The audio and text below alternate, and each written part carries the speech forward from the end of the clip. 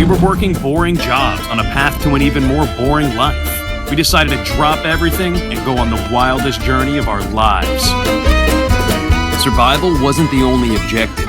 We also set out to document the entire journey all by ourselves. We were going to drive 10,000 miles through 18 countries with no data and not so many roads.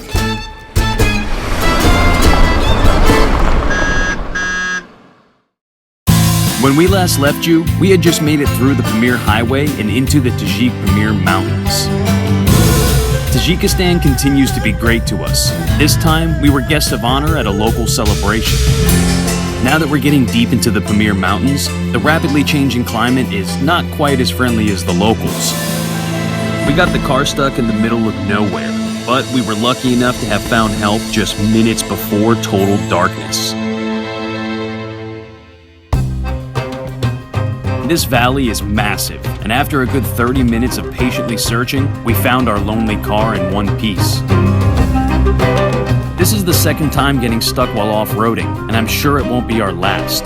This is actually only the beginning of the off-roading, so by the time we get to Mongolia, we better be pros. I'm in the car, I'm the lone man in the car, as we are getting towed by a Pamiri villager in the town of Karakul.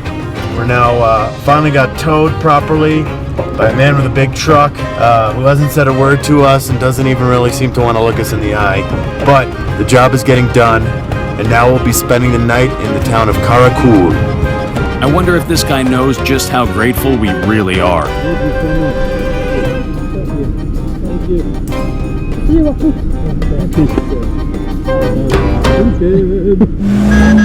We stayed in a lovely homestay by Lake Karakul.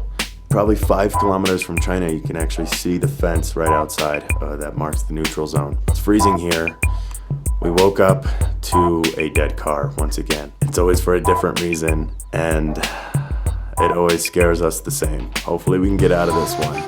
If not, Eric and I are looking at Tajiki prison time. So, an hour and a half to Kyrgyzstan, but only if we can get there. We tested the battery, added fuel, and pushed the car around a bit. That's the extent of our mechanical know-how. Now, we're hoping that the sun will warm up the car and defrost any potentially frozen parts beneath.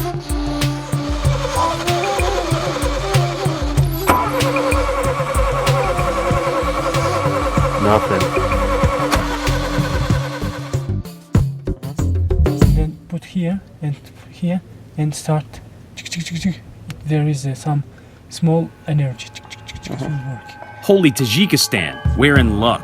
This guy knows his way around a car and speaks some English. Do you have a toilet key?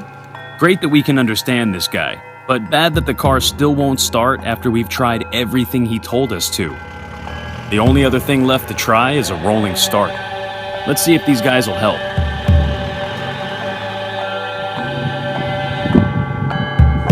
Our exhaust is just pumping out black smoke. Could be the permafrost that we got stuck in last night.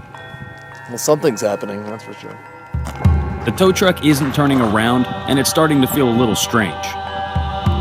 While we were walking, the driver removed the rope and drove back without the car. So they just left us to push the car all the way back down the road.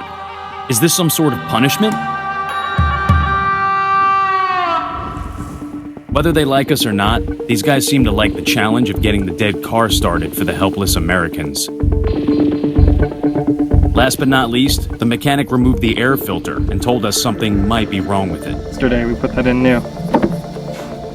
When we woke up, there was snow blanketed on all of these mountains, and now it's mostly melted. So that just shows how long we've been here trying. And finally, we caught a break.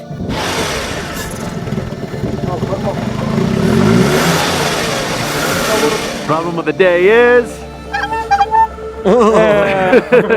air filter. Our car is up and running. We have no idea what it was. He was futzing around with the air filter, which we changed yesterday because we thought that it was messed up yesterday. So I think we might have messed it up. But it's fixed.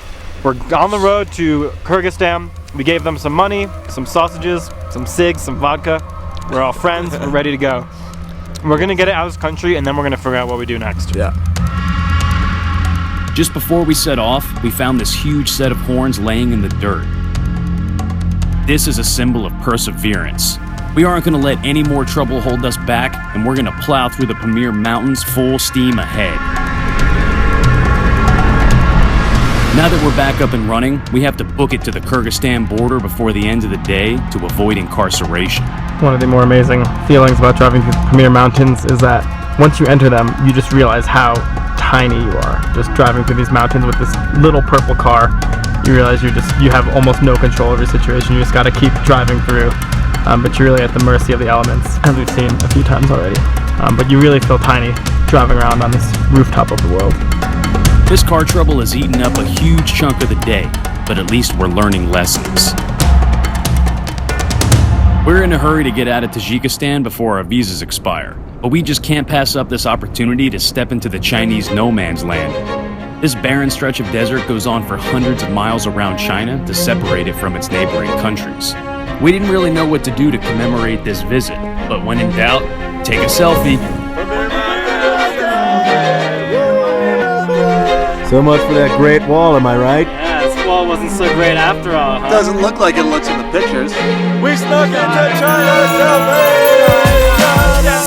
I've made it into China, baby. All right, back on the road to Kyrgyzstan so no one gets arrested. Driving through the Tajik Pamirs is the most scenic part of the rally yet. We've been looking forward to these awe-inspiring wonders since before the launch in London. 6 months ago, when we were planning this trip, we were drooling over these pictures on a Tajik travel site. Now, we're here, and it's so surreal. Back home, we're surrounded by skyscrapers, but even Burj Khalifa, the tallest building in the world, would have to be stacked 8 times over to match the average height of peaks throughout the Pamirs. There's Lake Karakul in the Tajik National Park. This lake is actually an asteroid impact crater more than 30 miles across. That's longer than the length of 2 Manhattan Islands. The view from the outskirts of Tajikistan are incredible. Only downside is, the roads are seriously rocky and we have to slow down to less than 20 miles an hour at times, just to get through safely. Whoever's in the back seat takes this downtime to offload the memory cards and backup footage. This time it's Eric's turn, and let's just say he's having a difficult time, and the rocky roads definitely aren't helping. Every now and then, a little bit of pavement appears randomly, and the roads get better for a few miles at a time. It's like someone just decided, hey, let's build part of a road, and then just use rocks and dirt for the rest of it. What's ahead of us? Rocks. And now we're getting closer to the mountains that line the Tajikistan border. And like many mountain roadways, they're mostly made of rocks and boulders. But who cares? Those are red mountains. Bumpy stretch leading into Kyrgyzstan. We got red velvet mountains up ahead. We're cruising up these rocky roads like champs. We climbed thousands of feet above sea level before we even realized it. That's what we just drove through. Isn't that amazing? This is amazing. I can't believe we just drove through that. It felt like being on the moon. So far, the car is making it up these rough mountain roads with no issue.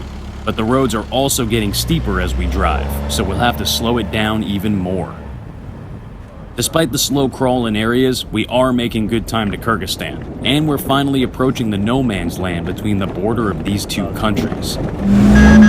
We finally made it to the Tajik checkpoint, and apparently they don't let people take dead animal parts into other countries, so we have to retire our horns. We could probably find another dead animal once we cross the border. The guards told us that the horns belong to a Marco Polo sheep, a near-threatened animal found exclusively in Central Asia. We've now exited Tajikistan. We are in no man's land. I've been waiting for this. And the road is really rough. Really rough road. Nobody cares for it, but the scenery is absolutely stunning.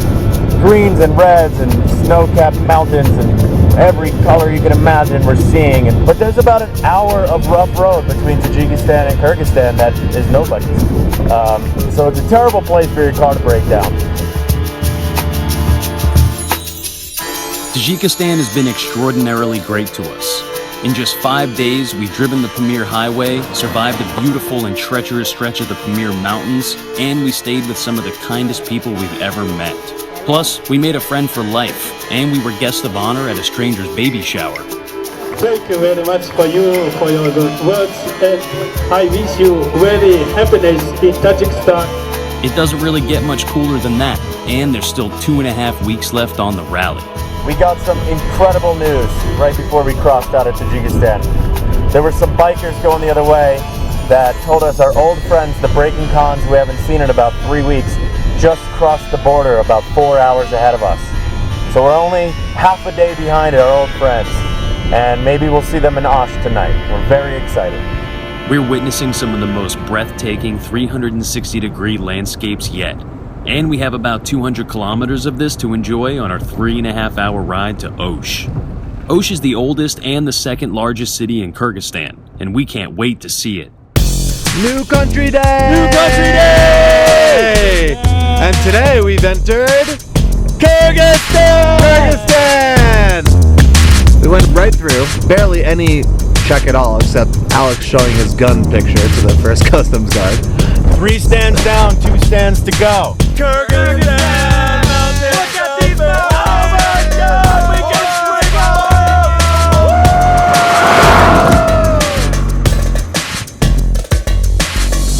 Oh, Osh, 184 kilometers. Shall we get some gas? I think we definitely shall. Now that we're in Kyrgyzstan, we're going to see even more diverse landscapes and higher mountain peaks on this stretch of the Pamirs. Kyrgyzstan actually houses some of the tallest peaks of the entire mountain range. Kyrgyzstan's history spans over 2 millennia, encompassing a variety of empires and cultures all throughout Asia. Despite its geographical isolation, Kyrgyzstan has actually been at the epicenter of many great civilizations, mostly due to its prime location along the Great Silk Road. The people of Kyrgyzstan are bred from an undying tradition of nomadic horsemen and proud warriors, also having been part of the largest empire in Central Asia. We are currently on our way down the main street of Osh in Kyrgyzstan to meet up with our old pals, the Breaking Khans. It's been about 3 weeks since we've seen them, and we happened to find out last night that they are in the same city as us. So we'll meet up with them and hopefully get a caravan going throughout the rest of this trip, or at least for the next day. Yeah, it looks like there's some type of dance battle that's about to break out. Here they come. I missed you. We were at a restaurant. We found one restaurant, and then we asked the waiter for a hotel. And he just left the restaurant, got in our car. So then he took us to a family, and we stayed with the host family that night, and then he left. Yeah, people here are incredible. All right, so nice. To the lake. This next stretch of the rally is going to be a long one, so it only feels right to check out the local market for any last-minute supplies and souvenirs. You look like $1 million, or more like 200 som. We decided to ride through the mountains in style with this Kyrgyz tradition, the Kolpak hat. These Kolpak hats date back hundreds of years to the early nomadic population of Central Asia. Today, we feel like true nomads, exploring the countryside with no direction, looking for a highly sought-after destination.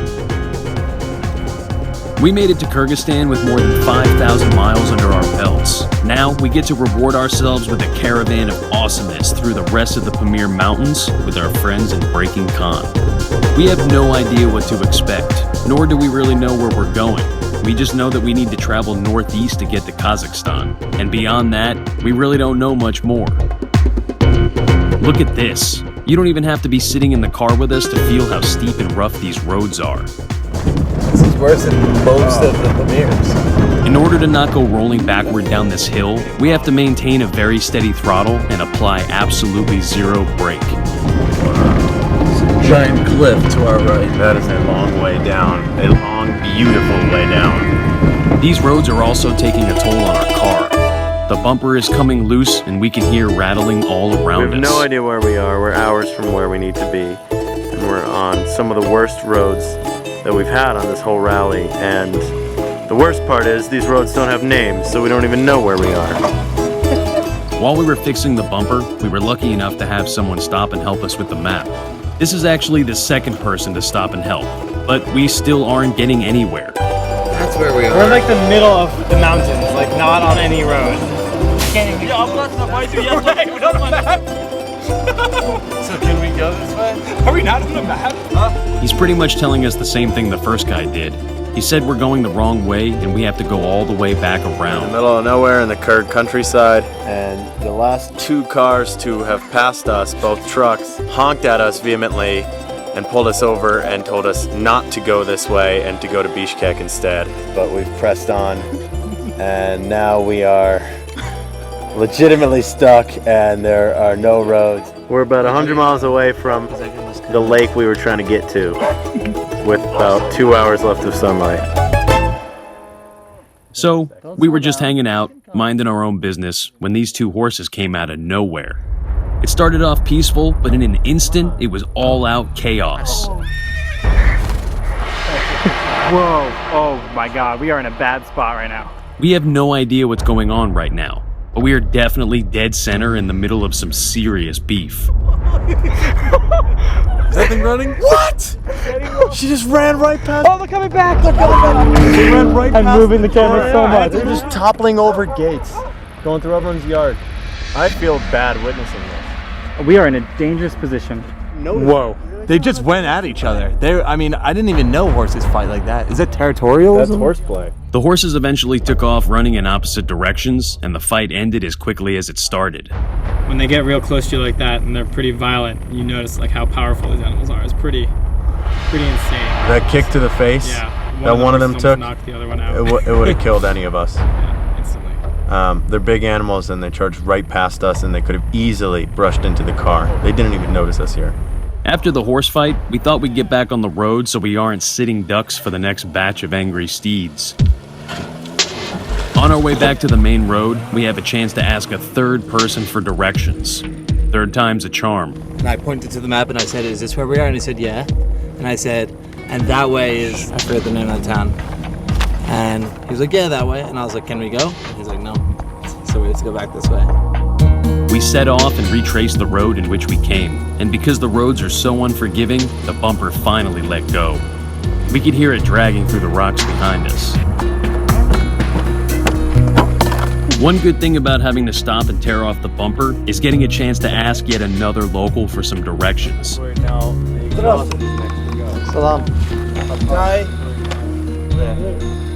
Thai. Right? This time, he really solidified where we need to go so we can get back on the road with confidence. Nicely done.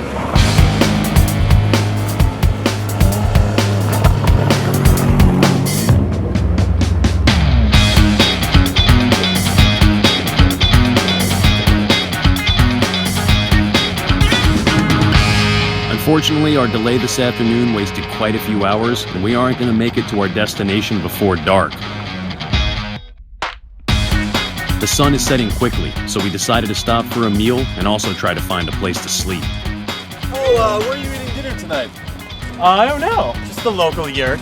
Join us for dinner in the yurt.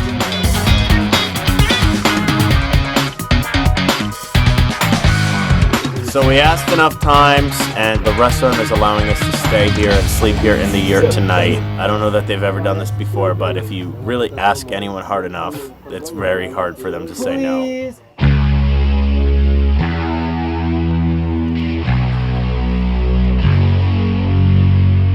Yesterday was quite a day. We got completely lost, and we found ourselves in the middle of a brutal horse fight. We also drove some of the steepest mountain peaks thus far.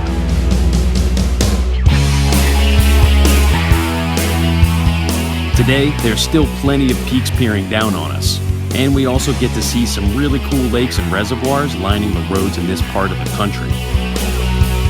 This first place we stopped is cool. It has a touristy umbrella kind of vibe, and the water looks tropical. It's alright, but I think we can do better. We're heading northeast through the country and straight through the heart of the Kurg Pamir Mountains, on course and unstoppable. A few hundred kilometers later, we came across this. We don't know the name of the lake. I mean, we barely know where we are on the map, but this spot is amazing in every way. We can see mountains for miles in all directions. The water is crystal clear, not to mention the weather is perfect, and we're here just in time for sunset. After taking a dip in the water, we wander into the field next door and come across something very unexpected. Look, everywhere. The field of cannabis in the middle of Kyrgyzstan. Got a little beach town that we happened to stop by. It's definitely weed. None of us have ever been in a field of wild growing weed, so this is a pretty cool first. And it's in Kyrgyzstan of all places, not California or Colorado. Well, we can't take it with us, and it's not ours to take anyway. So we're just stopping for a moment to appreciate Mother Nature in all of her glory. Let me make sweet love to you. That bandana is really just putting you over the edge. You belong in this field. He just offered to let us stay here on the weed beach for $2 a night. Don't breathe too hard. You are so beautiful. This is an entire field of weed on an amazing beach under a mountain. We can't think of a better place to crash tonight. We had the water, the sunset, and the wafting fragrance of freshly grown vegetables to help lull us to sleep. Plus, it was only $2 for the night. Standing on the top of a tractor right now, going through a marijuana field. This is crazy. Who are these guys? They just live on a farm, on a beach, and get to drive this big tractor for fun. What am I doing with my life? Sign me up. See that big shovel on the front of this thing? Watch this. I'm now in the crane of this truck. Oh my God, what an insane day.